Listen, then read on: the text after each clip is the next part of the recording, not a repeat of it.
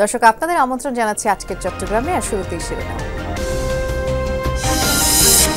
Operation devil হান্টে চট্টগ্রামে বেড়েছে সেনা টহল, গুরুত্বপূর্ণ পয়েন্টে চেকপোস্ট।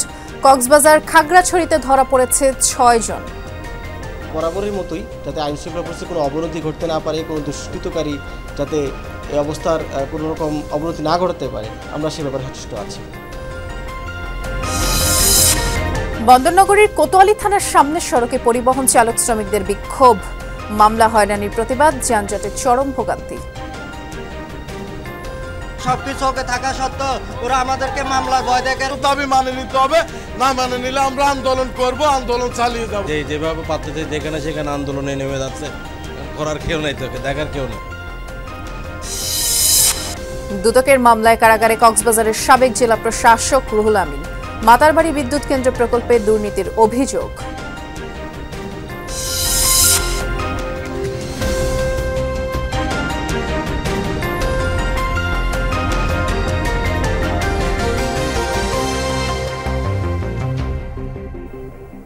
শিরোনামগুলো শুনছিলেন, নুসরাত বৃষ্টি আপনাদের সাথে আছি। যেমনটি শুনলেন প্রথম শিরোনামে, অপারেশন ডেভিল হান্টের প্রথম দিন থেকেই চট্টগ্রামে সেনা টহল বেড়েছে, চেকপোস্ট বসিয়ে পুলিশের তল্লাশি চলছে। প্রথম দিনে কেউ আটক হয়নি, তবে নিয়মিত অভিযানে গত 24 ঘন্টায় 19 জনকে গ্রেফতার করেছে পুলিশ। অন্যদিকে অপারেশন ডেভিল হান্টে কক্সবাজারে 3 জন এবং খাগড়াছড়িতে আটক করা হয়েছে 4 জনকে। শনিবার রাত থেকেই চট্টগ্রামের প্রবর্তক মোড়, নন্দনকানন সহ বেশ কিছু এলাকায় অবস্থান নেন সেনা সদস্যরা। যদিও অপারেশন ডেভিল হান্টের প্রথম রাতে বড় কোনো অভিযান হয়নি। নগরীর সিটি গেট, অলঙ্কার, রেকেখান এলাকায় চেকপোস্ট বসিয়ে তল্লাশি চালায় পুলিশ। সন্দেহভাজনদের জিজ্ঞাসাবাদ করা হলেও আটক করা হয়নি কাউকে।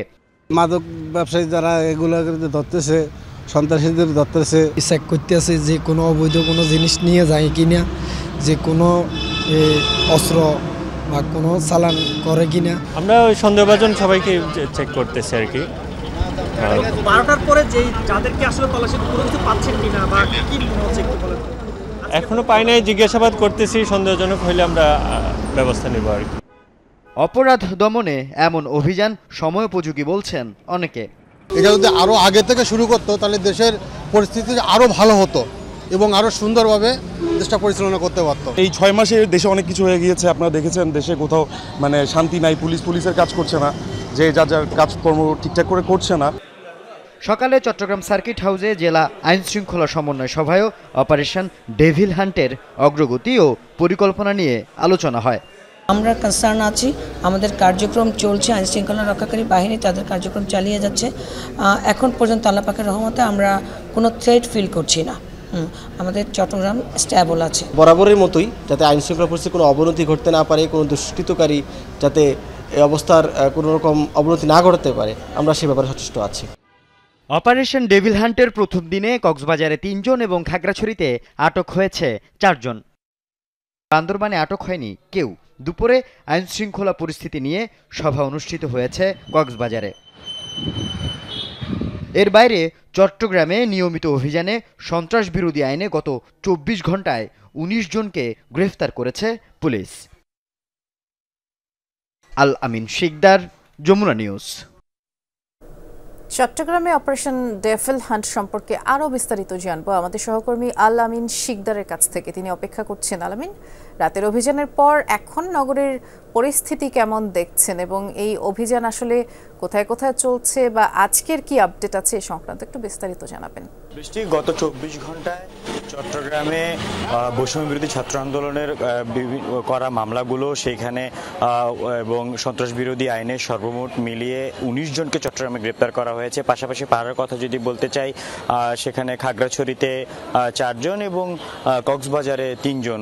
এখন পর্যন্ত এই গত 24 ঘন্টায় এই অপারেশন ডেভিল হান্টের আওতায় তাদেরকে গ্রেফতার করা হয় এবং এই অপারেশন ডেভিল হান্ট গতকাল রাত 12টার পর থেকে কিন্তু চট্টগ্রামের শহর জুড়ে, পাশাপাশি জেলায় এবং আমাদের আশপাশের যে জেলাগুলোর কথা বলতে পারি, পাহাড়ে যেমন খাগড়াছড়ি, বান্দরবান, রাঙ্গামাটি, সেসব জায়গাগুলোতেও কিন্তু শুরু হয়েছে যৌথ বাহিনীর যে অভিযান। সেটা যদি বলতে চাই, সেনাবাহিনীর সদস্যদের আমরা দেখেছি যে তাদের যে টহল গাড়ি রয়েছে সেগুলো নিয়ে বিভিন্ন জায়গায় তারা যেসব জায়গাগুলোকে তারা চিহ্নিত করে রেখেছে এর আগে থেকেই, যেখানে নাশকতা হতে পারে বা যেখান থেকে মিছিল সংগঠিত হতে পারে, কোনো ধরনের হামলা সংগঠিত হতে পারে, সেই সব জায়গাগুলোতে তারা অবস্থান নিয়েছে, চেকপোস্ট করেছে পুলিশ। আমরা নগরের বিভিন্ন পয়েন্টে দেখেছি চট্টগ্রাম নগরীর যে পুলিশ সদস্যরা রয়েছে 16 থানার পক্ষ থেকে কিন্তু বিভিন্ন জায়গায় তারা চিহ্নিত করার পর সেখানে চেকপোস্ট করেছে, তল্লাশি চালিয়েছে।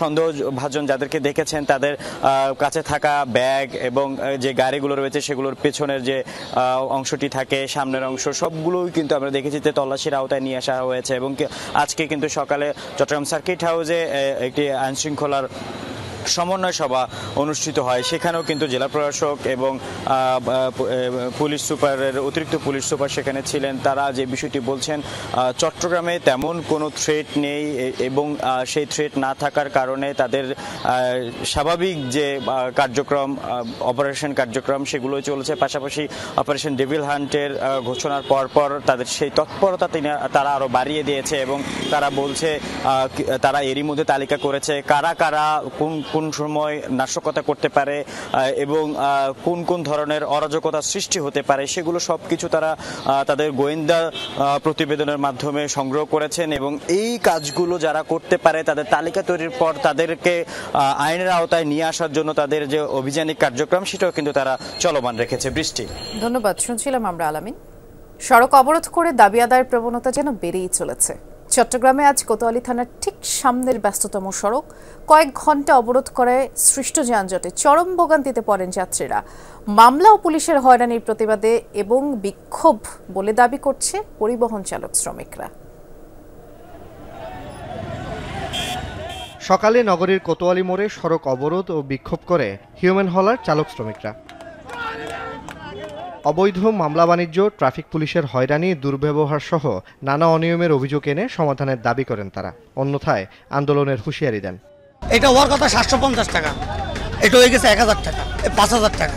এখন আমরা এভাবে বলে গাড়ি কিভাবে চালাবো? বিএডিসির কাগজ যদি পুলিশে না মানে তাহলে বিএডিসি তো কাগজ আমাদের কেন দেওয়া হলো? বক্সে নিয়ে 1000-2000 টাকা দেয় আমরা তোকে মামলা দেবো, এরকম বলে আমাদেরকে অনেক হয়রানি করে। সবকিছু ওকে থাকা সত্ত্বেও ওরা আমাদেরকে মামলার ভয় দেখারে 1000-1500 টাকা করে নিয়ে যায়। আওয়ামী লীগের সময় যেরকম অত্যাচার করতেছে একই অত্যাচারে ভোগান্তি আমরা এখনই আছি, এটার কোনো পরিবর্তন হয় না। আমাদের দাবি মানে নিতে হবে, না মানে নিলে আমরা আন্দোলন করব, আন্দোলন চালিয়ে যাব।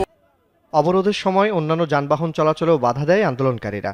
কোতোয়ালি থেকে আন্দরকিল্লা পর্যন্ত সড়কে দীর্ঘ যানজটের কারণে ভোগান্তিতে পড়েন যাত্রীরা। কি জন্য করে তো জানি না, আমাদের তো পাবলিকের জন্য কষ্ট হয়। যেভাবে পারতেছে যেখানে সেখানে আন্দোলনে নেমে যাচ্ছে, করার কেউ নেই, তোকে দেখার কেউ নেই। দরকারি কাজ থাকতে পারে মানুষের, ওটা আমাদের হচ্ছে না, অবশ্যই ভোগান্তি শিকার হচ্ছে প্রত্যেকজন। ওইদিকে নামাই দিতে আবার হাঁটতে এদিকে, আমি না সবাই তো ভুগতেছে। এখন কি অবস্থা, মেডিকেল যেতে পারি না, জাস্ট টাইমে যেতে পারি না, হানা নিয়ে যেতে পারি না, সব সময় এগুলো লেগে থাকে। সড়ক পরিবহন আইন অনুযায়ী কার্যক্রম পরিচালনার পরও একটি পক্ষ সুযোগ নেওয়ার চেষ্টা করছে বলে দাবি ট্রাফিক পুলিশের। দেশের অস্থিতিশীলতার কিছু সুযোগ নিয়ে আরও অস্থিতিশীল কিভাবে করা যায় এটা নিয়ে আসলে গেম খেলা হচ্ছে। এই ক্ষেত্রে সড়ক পরিবহন আমরা এবং শ্রমিক যারা আছে তাদের মধ্যে রাস্তার মধ্যে কোনো সমস্যা নেই, কোনো গ্যাপ নেই, ডেফিনেটলি এটা অন্য একটি পক্ষ। জুবাইদ ইবনে শাহাদাত, যমুনা নিউজ, চট্টগ্রাম। নতুন প্রজন্মকে জুলাই অভ্যুত্থানের চেতনা অন্তরে ধারণ করার আহ্বান জানিয়েছেন ত্রাণ ও দুর্যোগ বিষয়ক উপদেষ্টা ফারুক ই আজম। চট্টগ্রাম শিল্পকলা একাডেমি মিলনায়তনে ইংরেজি ভাষা শিক্ষার স্কুল ইংলিশ ট্র্যাকের 6ষ্ঠ প্রতিষ্ঠাবার্ষিকীর অনুষ্ঠানে এই আহ্বান তিনি জানিয়েছেন। এই চেতনা জাতিকে এগিয়ে যাওয়ার পথ দেখাবে বলে মন্তব্য করেন উপদেষ্টা। দিনব্যাপী অনুষ্ঠানের মধ্যে ছিল চিত্রাঙ্কন প্রতিযোগিতা, আবৃত্তি, গান, নৃত্য, ইংলিশ ট্র্যাক শিক্ষার্থীদের কণ্ঠে 6টি ভাষায় গাওয়া 21শে ফেব্রুয়ারি গানের প্রিমিয়ার শো। রাঙ্গামাটিতে পার্বত্য জেলা পরিষদ আবাসিক কলেজের ভিত্তিপ্রস্তর স্থাপন করা হয়েছে। সকালে শহরের রাঙ্গাপানি হ্যাচারি এলাকায় এই ভিত্তিপ্রস্তর স্থাপন করেন পার্বত্য চট্টগ্রাম বিষয়ক মন্ত্রণালয়ের উপদেষ্টা সুপ্রদীপ চাকমা। এ সময় তিনি বলেছেন, মন্ত্রণালয়ের প্রথম এজেন্ডা মানসম্মত শিক্ষা। শুধু কলেজ নয়, পার্বত্য চট্টগ্রামের বিভিন্ন এলাকায় আধুনিক মানের স্কুল প্রতিষ্ঠার আশ্বাস দেন তিনি।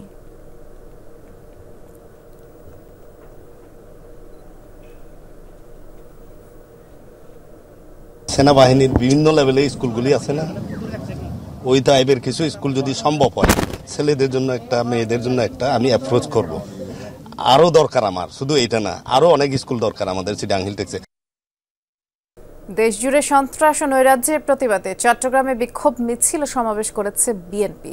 নগরীর টেক্সটাইল মোড় থেকে বায়জিদ থানা বিএনপি অঙ্গ সংগঠনের বের করা মিছিলটি আশপাশের গুরুত্বপূর্ণ সড়ক প্রদক্ষিণ করে।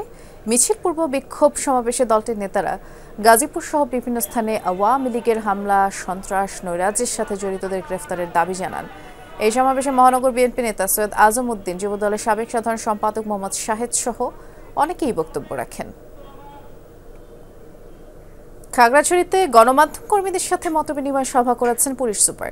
দুপুরে জেলা পুলিশ অফিসার্স মেস সম্মেলন কক্ষে এই সভা অনুষ্ঠিত হয়। এতে স্থানীয় গণমাধ্যম কর্মীরা ৫ আগস্ট পরবর্তী আইনশৃঙ্খলা নিয়ে বিভিন্ন তথ্য তুলে ধরেন। পুলিশ সুপার জানিয়েছেন, জনগণের নিরাপত্তা সহ আইনশৃঙ্খলা নিয়ন্ত্রণে তারা কাজ করছেন। এ সময় জেলার ৯ থানার ভারপ্রাপ্ত কর্মকর্তা সহ পুলিশের ঊর্ধ্বতন কর্মকর্তারাও উপস্থিত ছিলেন। দুর্নীতির মামলায় অবশেষে কারাগারে গেলেন কক্সবাজারের বহুল আলোচিত সাবেক জেলা প্রশাসক রুহুল আমিন।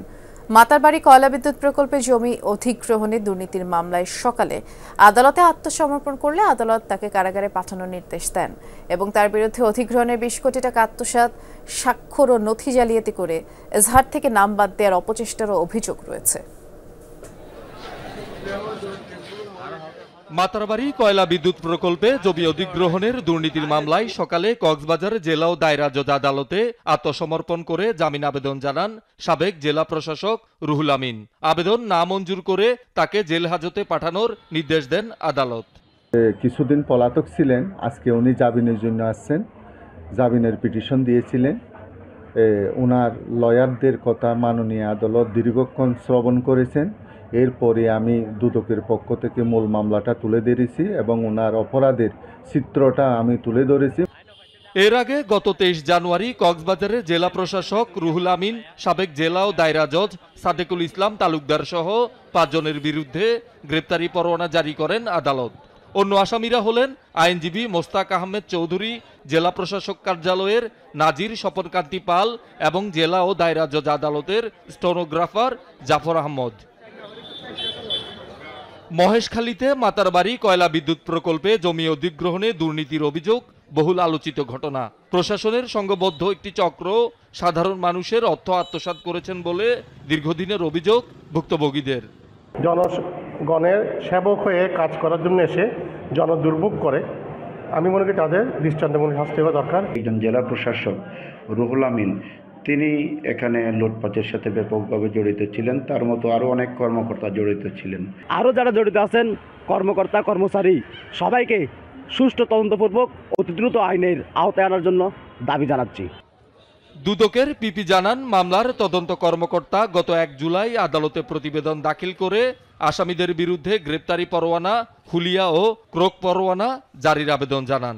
এর আগে ২০১৪ সালের ১৯ নভেম্বর তাপবিদ্যুৎ কেন্দ্র নির্মাণের জমি অধিগ্রহণের প্রায় ২০ কোটি টাকা আত্মসাতের অভিযোগে কক্সবাজারের তৎকালীন জেলা প্রশাসককে প্রধান আসামি করে মামলা করেন মাতারবাড়ির বাসিন্দা কায়সারুল ইসলাম চৌধুরী। কিন্তু স্বাক্ষর ও নথিপত্র জালিয়াতির মাধ্যমে জেলা প্রশাসকের নাম কৌশলে বাদ দেওয়ার কয়েকদিন পর একই আদালতে আবার মামলা করেন তিনি। শহীদুল সুমন, যমুনা নিউজ। ক্ষুদ্র মাঝারি উদ্যোক্তাদের পণ্য নিয়ে চট্টগ্রামের প্রদর্শনী শুরু হয়েছে বন্দরনগরীতে এবং মেলা উদ্বোধন করেন city mayor doctor Shahadat Hossain. অর্থনীতিতে নারী উদ্যোক্তারা গুরুত্বপূর্ণ ভূমিকা রাখছে বলে তিনি জানান এবং এ সময়ে একটি এক্সিবিশন হয়। এই মেলাতে জামা, জুতা, জুয়েলারি সহ সব পণ্য মিলছে। M&M কমিউনিকেশন আয়োজিত মেলায় ঢাকা, চট্টগ্রাম ও আন্তর্জাতিক পর্যায়ের ৮০ জনের বেশি উদ্যোক্তা, ফ্যাশন ডিজাইনার সহ বিভিন্ন ব্র্যান্ডের দোকান বসেছে। চট্টগ্রামের রাউজানে অনুষ্ঠিত হয়েছে কাকতিয়া ইশাতুল উলুম কামিল MA মাদ্রাসার ৮৯তম সালানা জলসা। এই মাদ্রাসার মূল ক্যাম্পাসে জলসায় বক্তারা বলেছেন, মাদ্রাসাটি দ্বীনি শিক্ষার বিস্তারে অনন্য ভূমিকা রাখছে। শিক্ষা ও নৈতিকতার সমন্বয়ে আলোকিত মানুষ গড়ার মাধ্যমে দক্ষ মানব সম্পদ তৈরি হচ্ছে বলেও জানান তারা। অনুষ্ঠানে ইসলামী আরবি বিশ্ববিদ্যালয়ের উপাচার্য ডক্টর শামসুল আলম, সাবেক উপাচার্য ডক্টর হাসানুল্লাহ সহ বেশ কিছু শিক্ষাবিদ ও আলেমরা বক্তব্য রাখেন।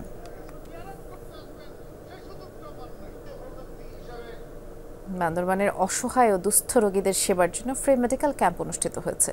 সকালে বান্দরবানের ঈদগাহ মাঠে জেলা মেডিকেল স্টুডেন্টস অ্যাসোসিয়েশনের আয়োজনে এই মেডিকেল ক্যাম্প অনুষ্ঠিত হয়। এতে সহযোগিতা করেন বান্দরবান সেনা রিজিয়ন, জেলা প্রশাসন ও সিভিল সার্জন কার্যালয়। দিনব্যাপী ফ্রি মেডিকেল ক্যাম্পে 43 জন বিশেষজ্ঞ চিকিৎসক গাইনি জন্মসহ বিভিন্ন রোগের চিকিৎসা দেন। আর এ সময় রোগীদের বিনামূল্যে বিভিন্ন রোগের ওষুধ সরবরাহ করা হয়। এই ছিল আজকে চট্টগ্রামের আয়োজনে। সাথে থাকার জন্য সবাইকে ধন্যবাদ।